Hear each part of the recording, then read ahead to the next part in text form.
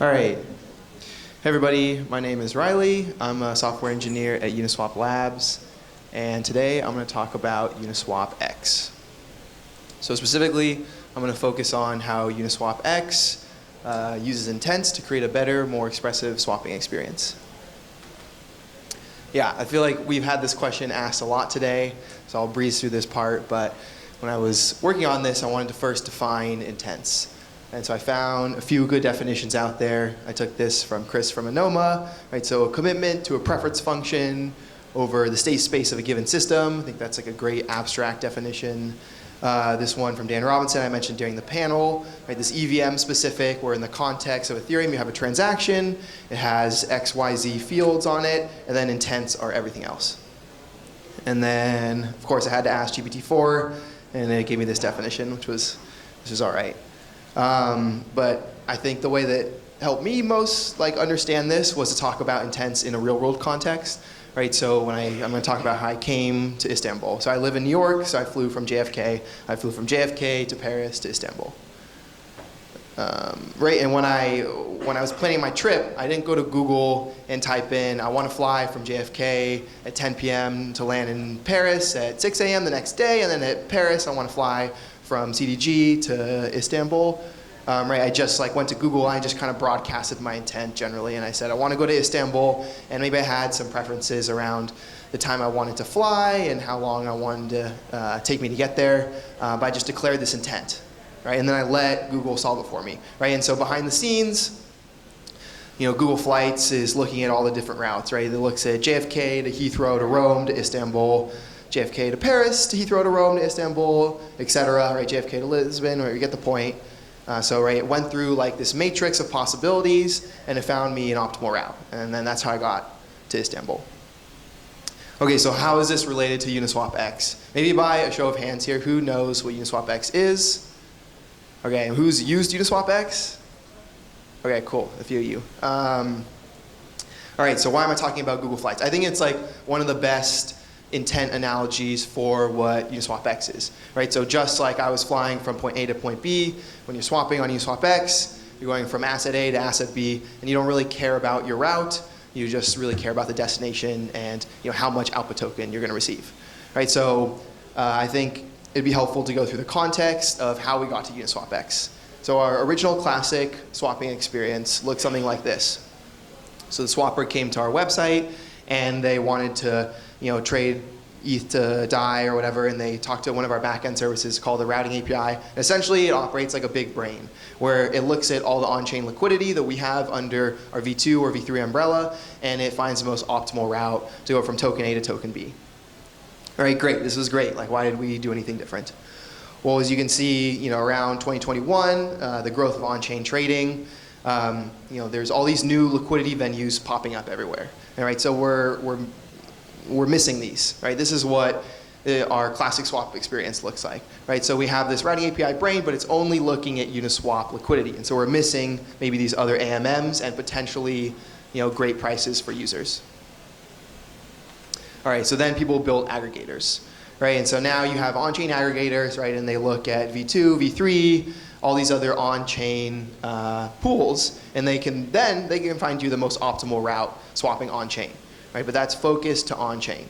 And so problem's not quite solved because there's always going to be more liquidity out there, right? Imagine Coinbase has all this off-chain trading that we don't get any access to. There's a lot of market makers with capital on hand that would love to facilitate retail trading. And then there's always going to be that new, hot on-chain DEX that your on-chain aggregator might miss. This problem is going to get even more exacerbated once we start pushing out V4. Right? So with V4, you have the concept of hooks. And right, so this is like a state change that can happen before or after a swap, or before or after a liquidity position change, right? And so with V2, V3, most of your liquidity pools are pretty homogeneous. They all kind of look relatively the same. It's really easy to predict the behavior of the pool when you're going to swap through it. But with V4, this becomes a lot more difficult, right? So this becomes like this non-deterministic behavior where you swap through a pool and you're not really sure what's going to happen. It's going to be difficult to predict. Like one example of this could be maybe on the 100th swap, through this gas rebate pool, that user gets their gas rebated, by fees on the other swaps. That's just an example, but right. So just the point is that it's going to get very hard to make this routing. Right. So aggregators are going to have a tough time. And if we remember, like the whole purpose of this, the user just wants to swap. They don't really care how they're moving from asset A to asset B. They just want to swap. Right. That's just their intent, and they don't care how we solve it. So that's why we created UniswapX. Right. So it's this meta aggregator where the user will now come to us with a signed intent. So we enshrine their intent in a cryptographic signature, and we'll broadcast this to our filler network. And then it's up to our fillers, right? So then it's up to them to figure out how they want to solve it, right? So instead of our routing API, which was that big brain, now we're outsourcing this to a marketplace of a lot of different brains that are, can look at maybe really niche routes. Maybe they're, doing some kind of on-chain ARB or something, or they're doing some off-chain hedging, and they're able to provide this price improvement that you couldn't get on our classic swap experience before. All right, and what about MEV? How does MEV fit into all of this? I feel like intent and MEV have been somewhat intertwined, and so people love to talk about them together. Right, so I mentioned a little bit of this in the panel, but like in my opinion, intents enable a much broader design space for MEV minimization. I don't think we're going to get rid of MEV entirely, but MEV minimization in terms of driving some of that MEV back to the user. Right? So before UniswapX, that MEV distribution was essentially just like validators, block builders, and searchers. But post UniswapX, we are adding the user into that distribution so they can capture some of that value that is leaking out of their transaction. Yeah, how are we doing this? Right? This sounds cool, but how does it actually work? So UniswapX order structure, we have a bunch of new fields now, right? So we have a decay start time and end time, start amount, end amount, order duration, etc. And so with these new fields, this is what our order looks like now, right? So this is our Dutch auction order. In this example, the user is trading ETH for USDC, so that start amount is 1250, and then this order will decay over time to 1200. Right, and so in the first few blocks of this order, it's an exclusive fill period for the RFQ winner. But then after that, this order gets opened up to a public Dutch auction. Right, and so this Dutch auction creates this market pressure to fill this order as soon as possible and not decay the full curve, and then return some of that value to the user. Right, because as this order decays further, it becomes more profitable for fillers, and therefore there's more opportunity for other people to take the order from you. So there's incentive to fill this order higher on the decay curve for fillers. Right, and so how does this look like from that classic swap side? Right, so more or less, if you have a small order, you're executing around your spot price, like the V3, V2 spot price.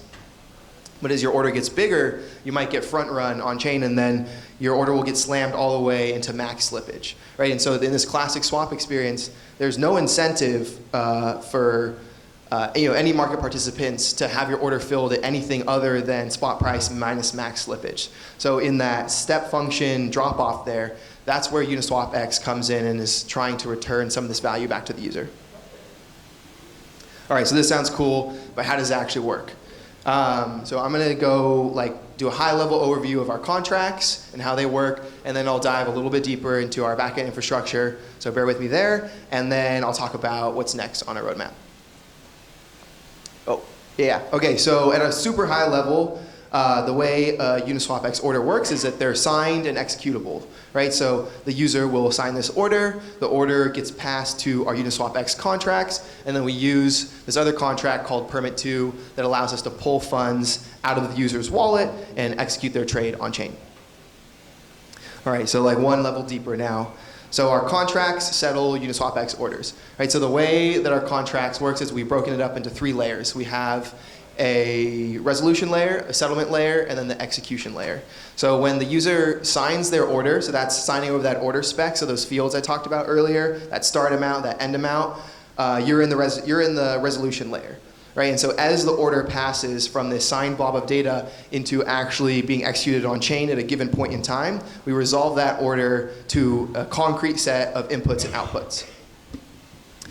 In the settlement layer, the reactor then knows exactly what inputs it's allowed to pull from the swapper's wallet, and then it can interface with that execution layer. Right, so the execution layer, I think, is the coolest layer. This is where we have a super dynamic plug-and-play solution where you can have any kind of execution contract as long as it abides by that interface between our settlement layer and our execution layer. Right? So we have that input-output interface where we give you X tokens, we expect Y amount back, and we don't care how you fill it.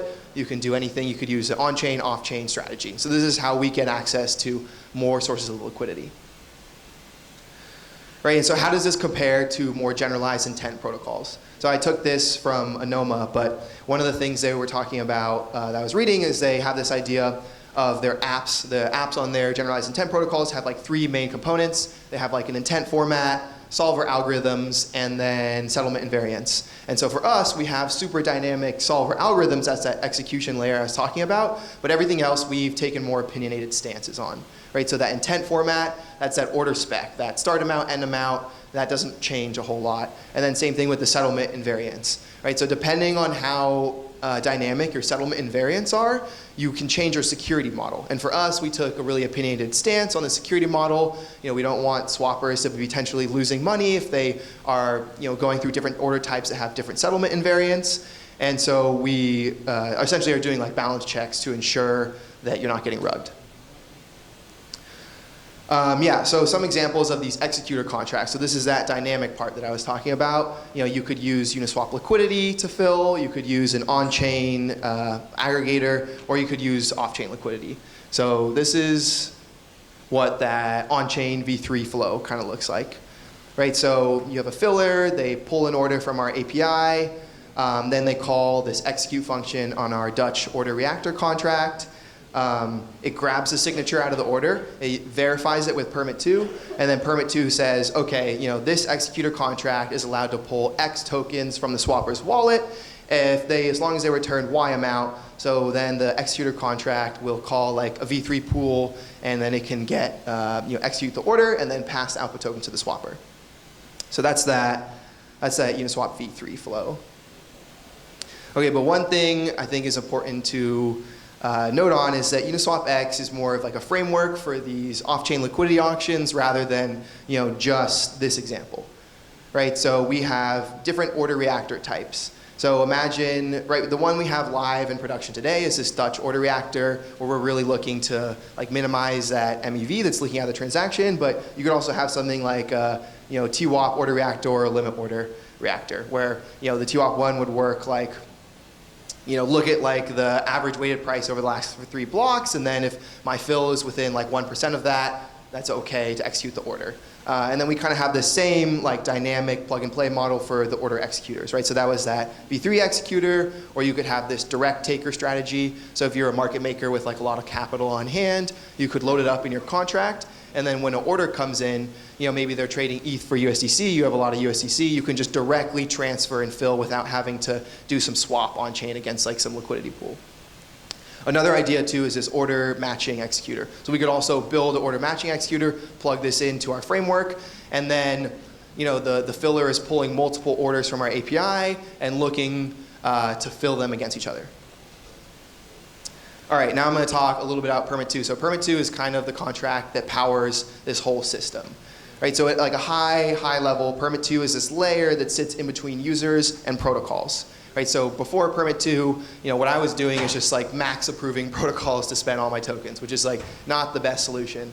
And so permit 2 kind of abstracts a little bit of that away, and it directly interfaces with those protocols instead of having the user direct approve like protocol A, B, C. And there's 2 models for permitting tokens. Right, so the more classic one that we have for Uniswap v3 trading on our universal router is this allowance transfer model. Right, so where you store an allowance and it kind of separates out the permissioning and the actual spending of tokens. But the one that we use for UniswapX is this signature transfer model. Right, so it allows for a one-time spend up to a certain limit. Right, so this is what that allowance model looks like.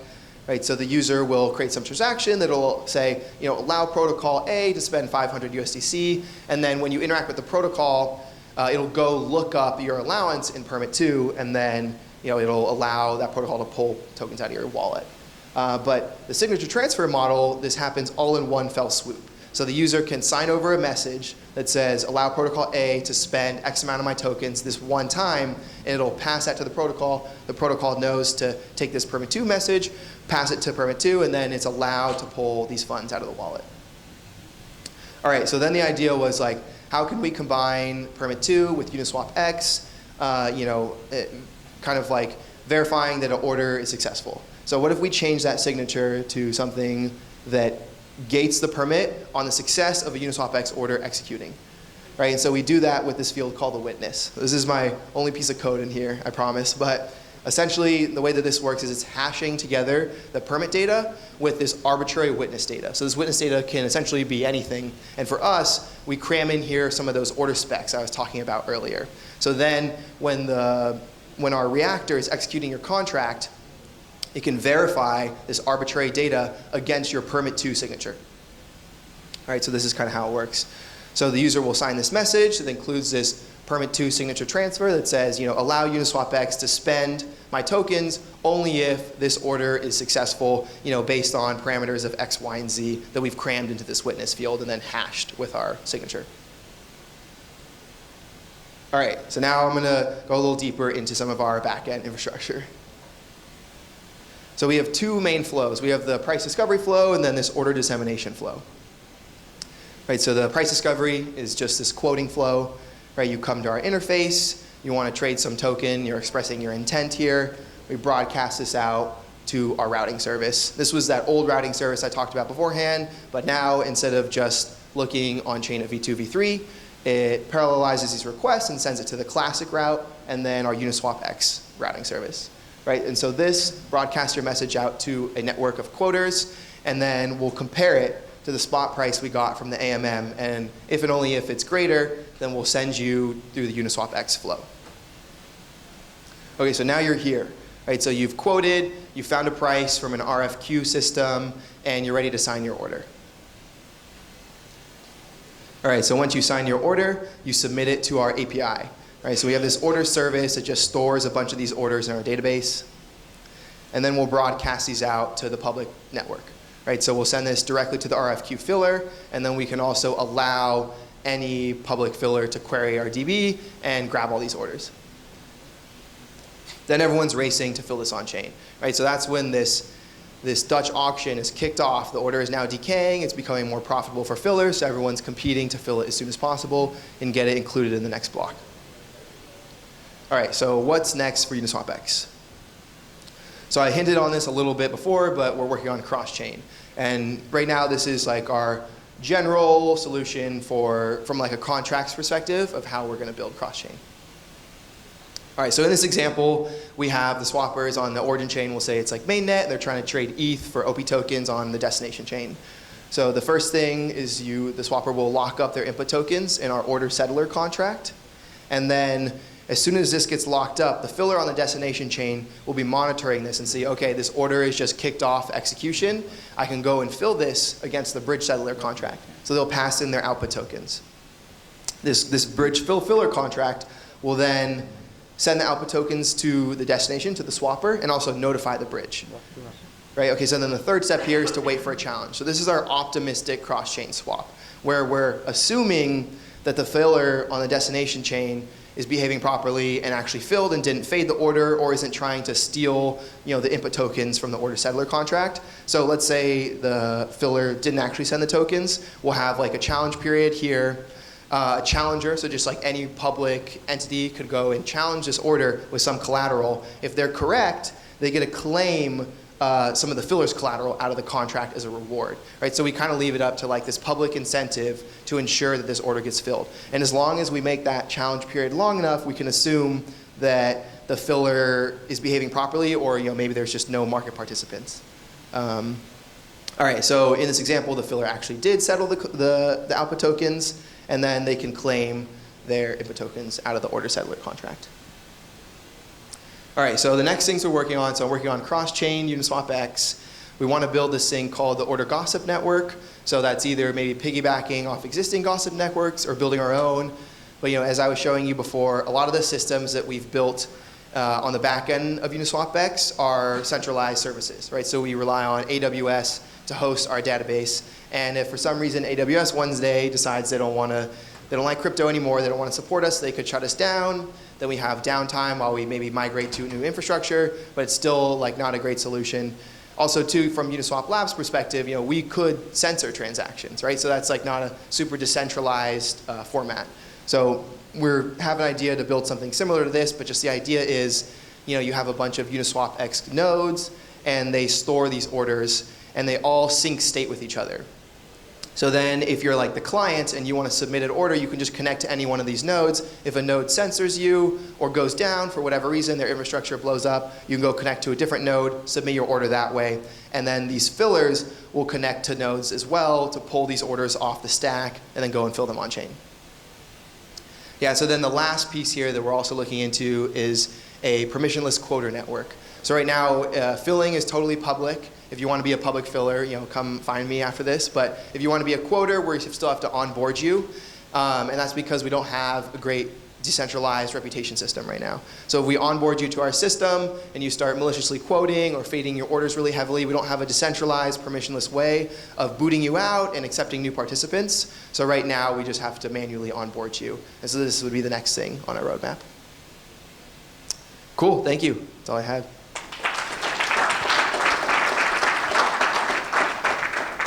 Yeah, I don't know if we have time for any questions or... Yeah, we got time. Cool. Any questions? And I can pass the mic around. I'll be around too, so feel free to come find me if you have any questions about UniswapX or You got one DM over me here? wherever.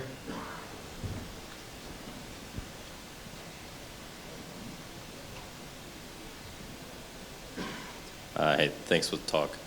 So yeah, in the spirit of this decentralization discussion, do you guys have any thoughts about decentralizing the solvers themselves?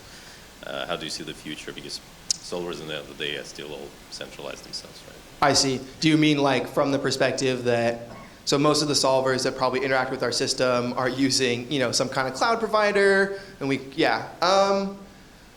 yeah, I think that's like interesting to us. I think we're more focused on our infrastructure and like decentralizing our infrastructure, and then maybe worrying about that down the line. I think too, at least it's nice from our perspective is that this is like a public, if we made like a permissionless quoter system, it's like a public quoter system, so anyone could hook up. So decentralized solvers could hook up, centralized. We don't have like a super strong preference at the moment, but yeah, I do think that's a good point and would be cool in the future. Thanks.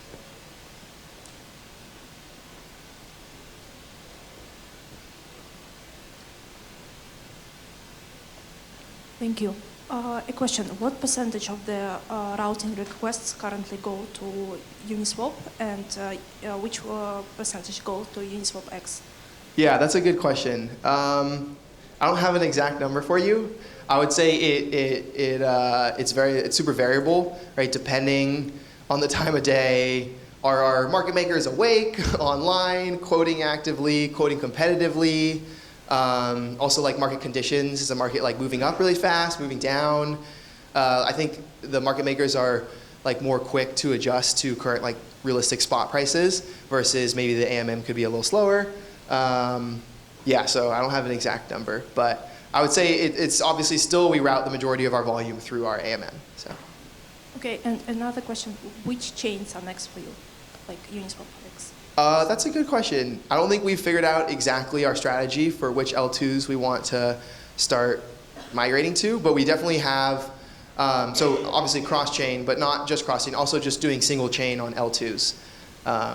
Yeah, I'm not sure exactly which ones. I think we're really interested in moving on to Optimism, Arbitrum, and all these other similar like roll-up L2s, but we haven't got there yet.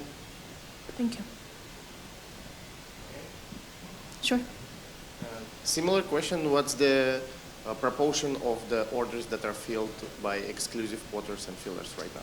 Yeah, I see. So you're saying like which order, what is the proportion of orders that enter this Dutch decay where then it's open to the public? Yeah, so we actually have a really high fill rate around the RFQ filling in that exclusive period.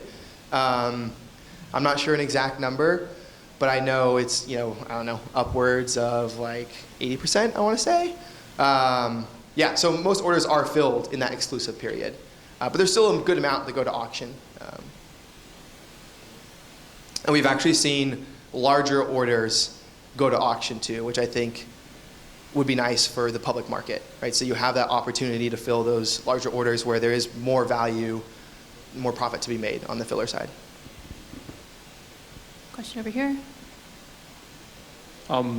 Do you see opportunity for smaller participants to come together to fill orders versus just large fillers with large inventory that can fill them in? Yeah, totally. So we actually have when we had to bootstrap, right? It's kind of this two-sided marketplace where you have fillers and swappers, and fillers don't want to be there if there's no swappers, no volume, but swappers don't want to be there if there's not good quotes. But we've scaled it up pretty nicely now, and I would say to my surprise, we have a pretty diverse filling and quoting participants, where we have like large institutional players, but also really small like operations in their garage kind of thing.